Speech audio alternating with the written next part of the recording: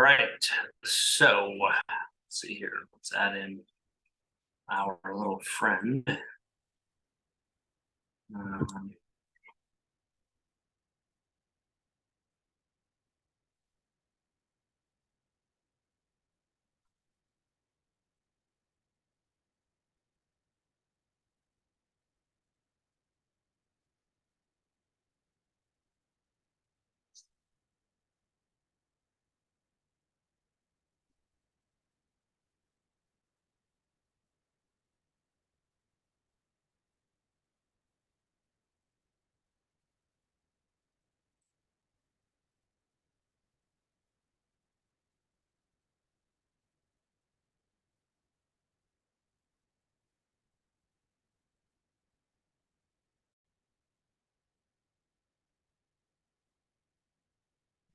all right, guys. So my name's Josh, and I am an investor. I've been just to give you a quick backdrop. I'm going to talk to you a little bit about my past and what I've done to make you understand a little bit about why I'm able to talk about the stuff we're going to talk about today. But real estate investing is the best way to generate wealth in America. Can't speak for the rest of the world, but I will tell you that in America, real estate is being gobbled up by companies like Vanguard and BlackRock, and more people are not owning homes. And the reason why I want to share my information with you is because I do not want to see the American dream die on my watch. I want to help fight off this evil that is gobbling up land ownership in America. So let's talk about it. What is real estate investing, and basically what is the ways that I've seen that work, and that you should have a certain way that you go about getting into real estate investing, because there's so many different ways to do it. There's so many different avenues to do real estate investing. And what I've found is that I have not had the level of success I wanted because I went down this rabbit hole and I went down that rabbit hole and I wanted to listen to this guru and that guru. And I'm going to tell you right now that a lot of the ways that they used to charge money for information is all out the door. The information you get should be free. It's the implementation that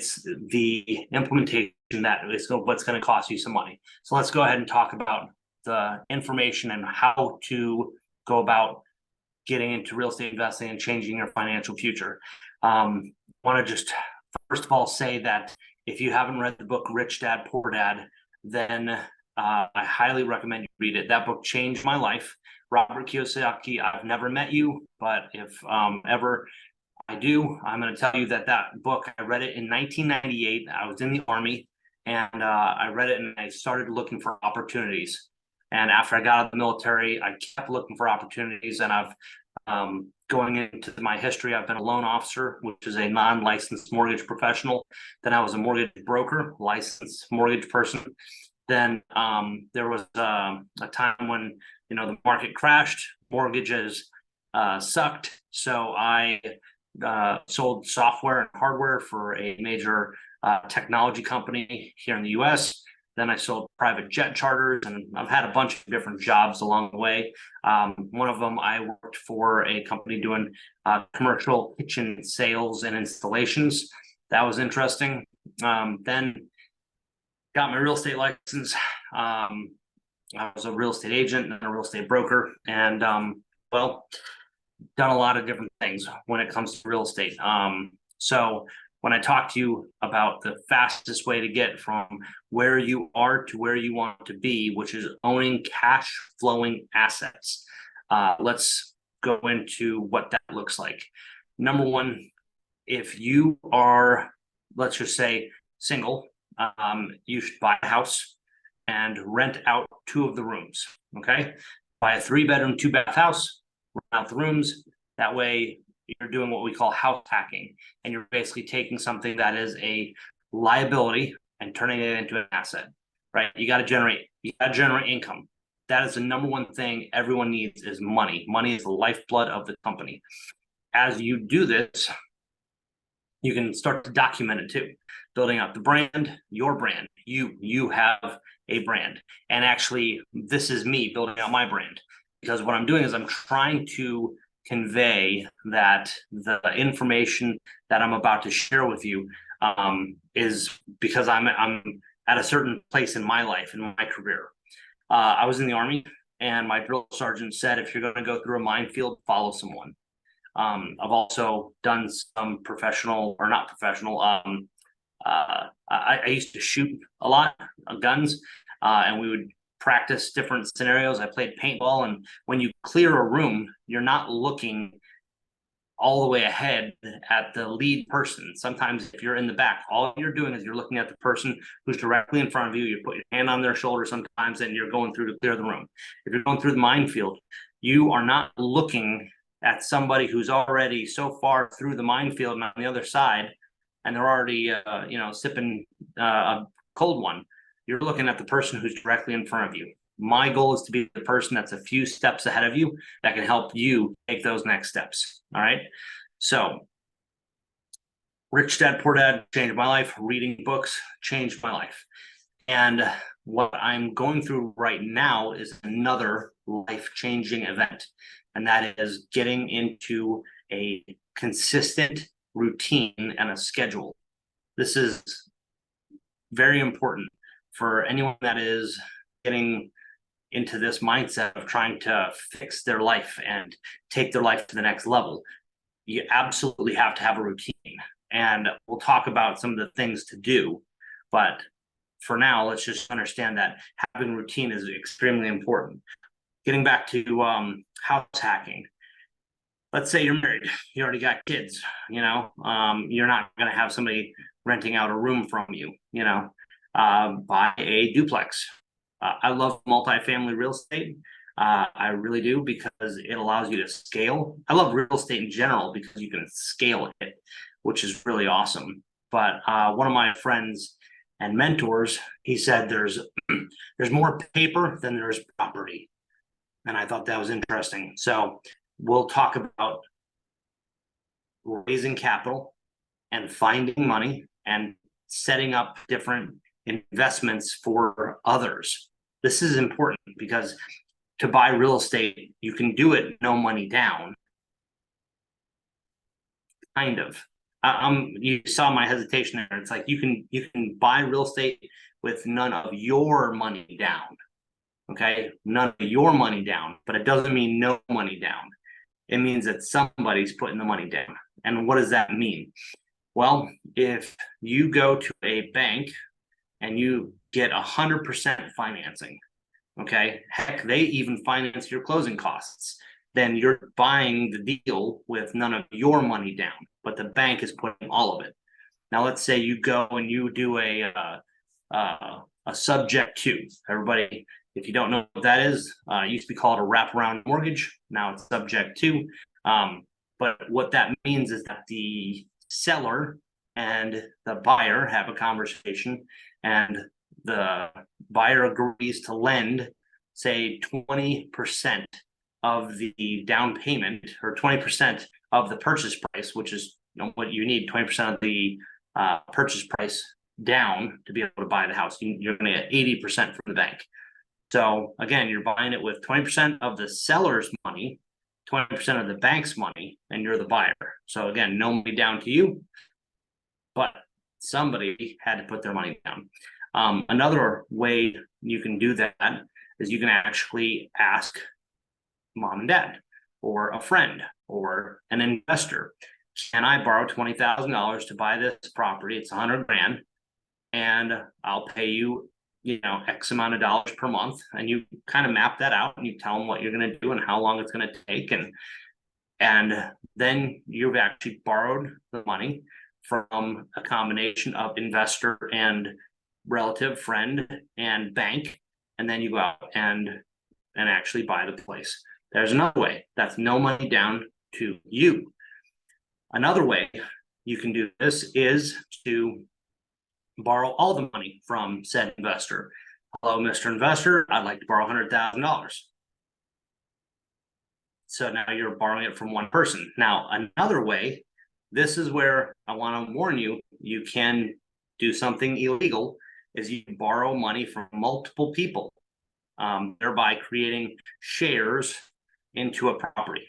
This is where I would say you want to definitely consult somebody that is more able to make sure that you don't end up in prison. I have a few rules in life. Stay out of prison is one of them. So if you have multiple people investing in one property, you are in fact creating a security, and that can get dicey. So especially if you're doing big projects, because then we'll get into this a little bit more, but then you're actually creating a security, and then the SEC, the Security Exchange Commission, has to be involved in regulating what you just did. Okay. A lot of times you'll hear people say they're raising capital and they need accredited investors. Accredited investors is people who the government has a certain threshold for what is accredited. I'm not sure if that's changed often, but I believe right now you have to have $200,000 a year in income and $1 million in net worth. That is what makes you an accredited investor. And there's also the point of you have to have a pre-existing relationship. So you can't just go out there and meet somebody for the first time and actually have them invest in deals without having some kind of pre-existing relationship. All right, I'm getting ahead of myself. Let's get back to how do we get money in the door right away. So if I was talking to somebody who was just starting out, let's say you have never even bought a house, okay? Then the first thing I would say is you want to start to become familiar with a purchase contract. Learn the terms, learn that contract forward and backward, because the contract is going to become your asset, okay? So when we go out and we buy houses, we are trying to buy them for 50 cents on the dollar, 60 cents on the dollar. We're out there making offers. So first step, understand the contract. Second step, which you're going to do at the very same time, pick an area, okay? Pick an area and start to learn that area very well so you can see value. If you can't look at a house and go, I know what that's worth, then you should have an idea of what it's worth, because that's how you're going to be able to capitalize on a deal right away. You don't want to have time kill your deal. So for example, I was talking to a neighbor about selling a house, and he said, I going through a divorce, I need to sell. I don't even care about how much money I make on it. I just want out. And he gave me a number of like $120,000 and was like, we'll split whatever we make on it. And I was like, all right. So when he actually gave me that number that he wanted, I'm thinking to myself, this house is, with a little bit of work, probably worth 180. I mean, it needs to be cleaned. It might take, maybe it's going to take $20,000-$30,000 to fix this house, but if we do the math, you buy it for 120, you spend $30,000 on it. That's $150,000 in. You sell it for 180, you're making $30,000. Would that work? Sure. So we ended up signing a contract, bought the house, and over the next few weeks, couple months actually, cleaned up the house and sold it for a profit. What I could have done though is I could have taken that contract of $120,000 and actually gone to another investor and said, hey, look, here's the way I figure it, broke down the numbers and sold the contract for say $5,000-$10,000. I never would have had to close on it. I would not have had to do any of the renovations on the property. This process is called wholesaling. Wholesaling it's a hard business, but it's an easy way to make money if you know what you're doing. So it does take some skill to be able to find the investors It takes some skill to be able to find the deals. So is that possible? Sure. Now, let's just break down wholesaling. Wholesaling is creating a contract and having that contract be to buy an asset for less than its current market value. So if I buy a house that's worth $100,000 and say I buy it for $50,000, I get it under contract. I can take that contract and I can actually go sell it to someone else and profit without ever having to actually have closed on it. Okay, wholesaling is what we call fast money. Medium speed money is your fix and flip business because it takes months. You remember I said it took 2 months to fix the place up, and then it took another 2 months to actually close it. We put it on the market. We marketed it very well, and then we got a bunch of offers. And then after that, what we did was we accepted those offers. They have to get title insurance. They have to do inspections. They have to go through their whole process. But they bought it, and we were able to make some money. And then there's slow money. Slow money is going to be your buy and hold stuff. So I bought a house. I rented it out for 30 years. The mortgage was completely paid off, and now I own an asset free and clear. Right? Slow money, it doesn't have to be 30 years. I mean, sometimes slow money is, 5 to 10 years, but it's still a lot slower than your fix and flip process or your wholesaling. So let's get back to what I was talking about, going through the minefield. If you're going through the minefield, follow somebody who's just a few steps ahead of you. Do not go out and spend $40,000 on coaching. Do not go out and try to replicate someone else's business. Some of these coaching platforms, and I've spent all the money. I'm trying to help you avoid getting taken advantage of. I'm trying to help you avoid getting blown up. Okay.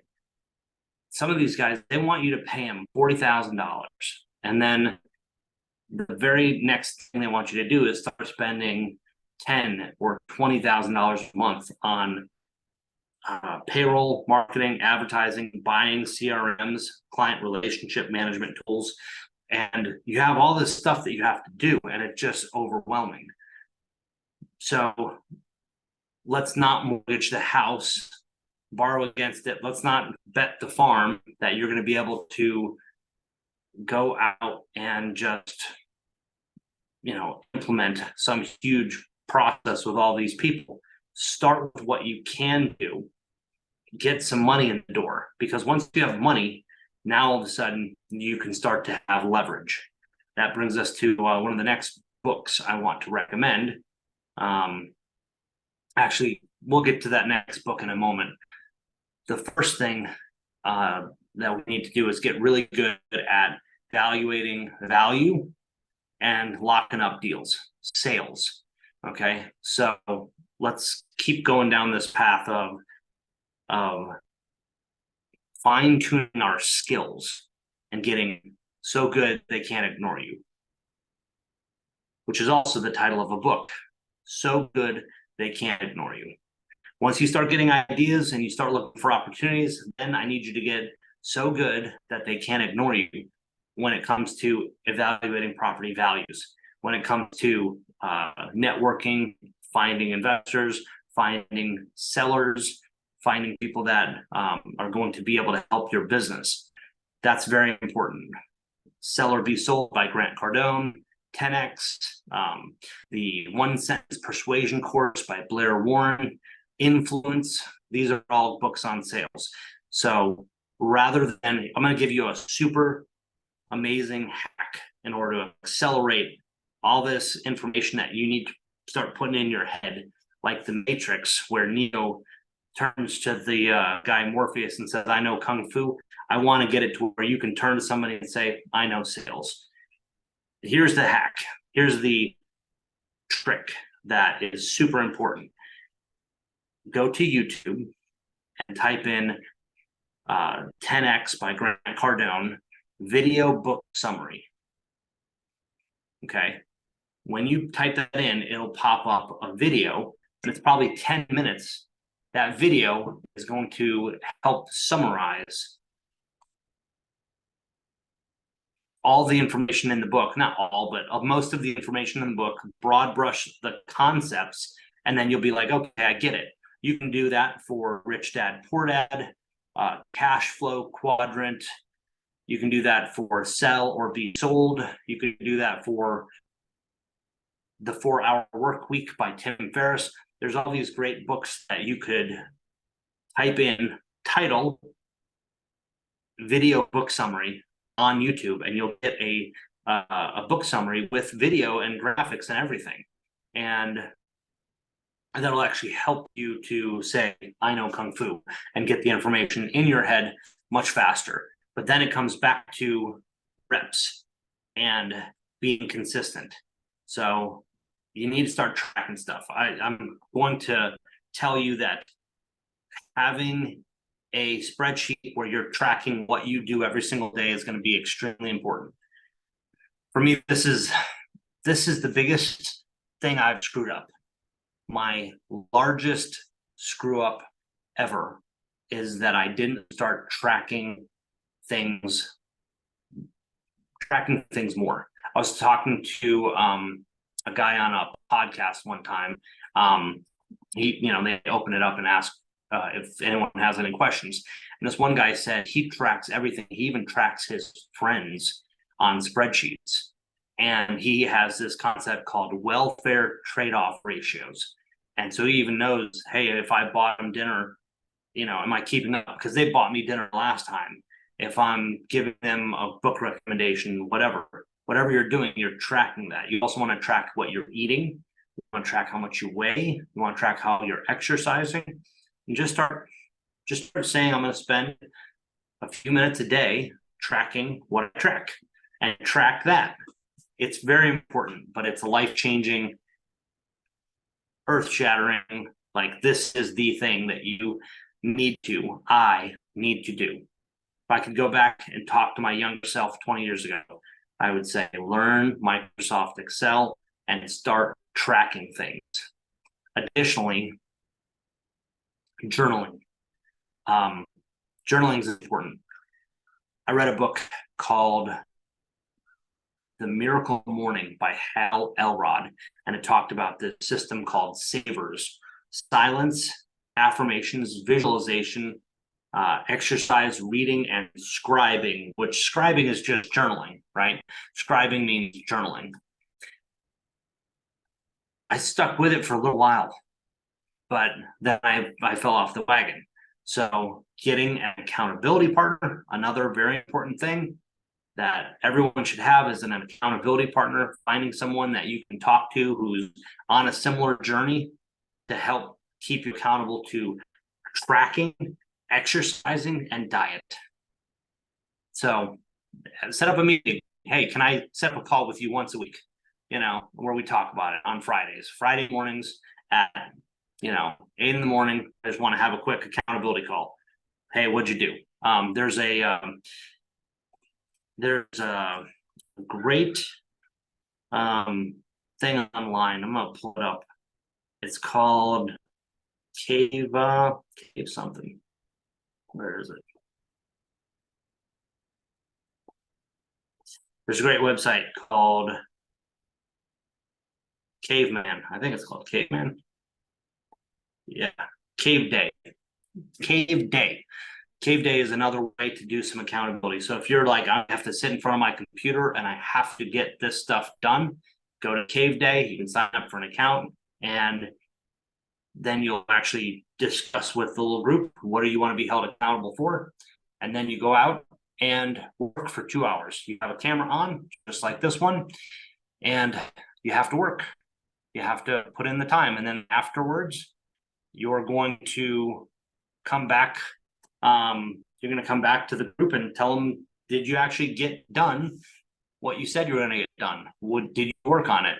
And if people see you on camera, on the phone or doing other things, it's an interesting dynamic to have where you're actually on camera with other people. But it's a way of creating that accountability. Or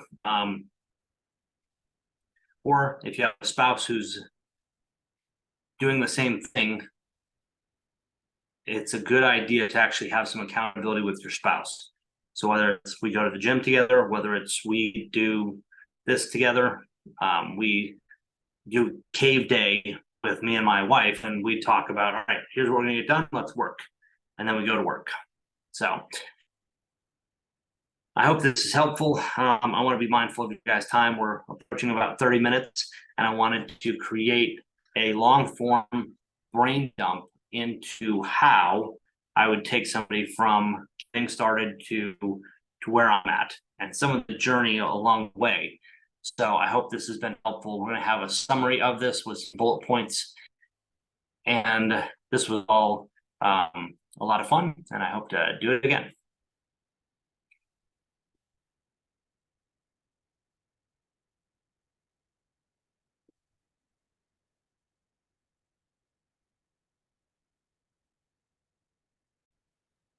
Okay, one other thing. So a book I wrote with my brother Jeff, it's called Pray and Prosper. And we took Napoleon Hill's book, Think and Grow Rich, and we actually got rid of some of the hokey things in it and put it through a Christian worldview. So if you are a Christian and are interested in business, I highly recommend you read Pray and Prosper. You can find it on Amazon.com. Oh, this way, that one. Yep. Pray and Prosper right there. Really good book. I enjoyed writing it with my brother Jeff, and I think you'll enjoy it as well. Please check it out. Bye.